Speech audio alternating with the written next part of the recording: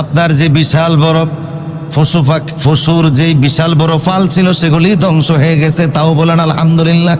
আল্লাহর বিরুদ্ধে কোনো অসন্তুষ্টি প্রকাশ করলেন না, কারণ দিয়েছেন কে? আল্লাহ দিয়েছে, আল্লাহ নিয়েছে। ক্ষেত খামার ছেলে সন্তান সব শেষ হয়ে গেল, অসন্তুষ্টি প্রকাশ করলেন না। শেষ পর্যন্ত এমন এক রোগ হলো, যে রোগের নাম হলো কুষ্ঠ রোগ। কুষ্ঠ রোগে অনেকে আক্রান্ত করেছে। সেই যুগে এই রোগের কোনো চিকিৎসা পদ্ধতি ছিল না। সেই যুগে এই রোগের কোনো চিকিৎসা পদ্ধতি ছিল না। অসুস্থ হয়ে তিনি এমনভাবে অসুস্থ হয়ে পড়লেন যে বিছানা থেকে উঠা পড়া করতে পারেন না।